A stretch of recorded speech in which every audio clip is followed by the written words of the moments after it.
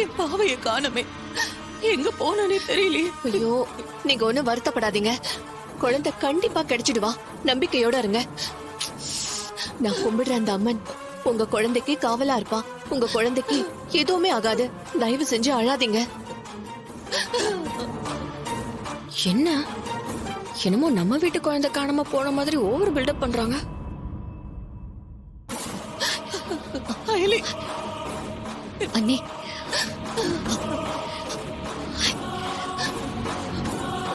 இசை, பாவை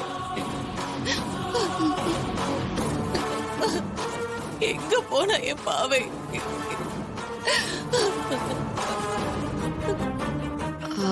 இவ்ளோ நேரம் ஆகியும் இன்னும் கிடைக்கலனா என்ன அர்த்தம்?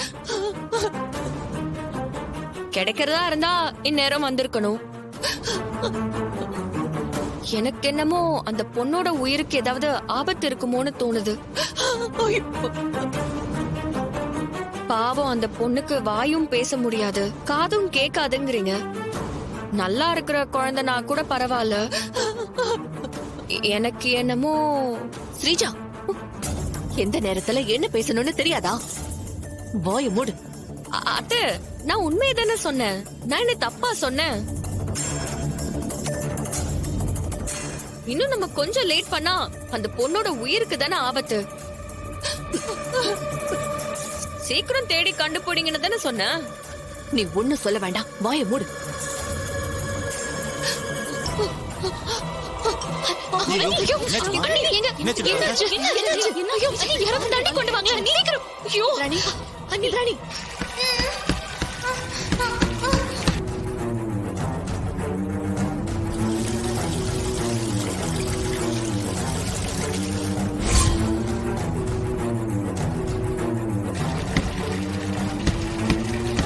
ராணி, ராணி, அண்ணி இங்க பாருங்க. அண்ணி, அண்ணி, இது ராணி, இது ராணி, கொஞ்சம்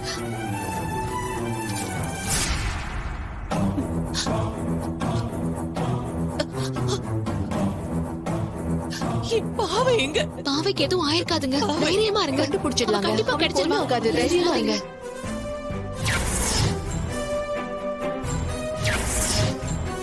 இது பாவையோட கம்மல் ஆச்சே. இங்க காட்டு. ஐலி, ஆமா ஐலி, இது பாவையோடதுதான். இது என் பாவையோடதுதான். அது எப்படி? இசை, இந்த கம்மல் எப்படி உங்க கைக்கு வந்துச்சு? அது நான் போய் டேப்ப திறந்து தண்ணி புடிச்சிட்டு வந்தேன். ஆனா அதுல எப்படி?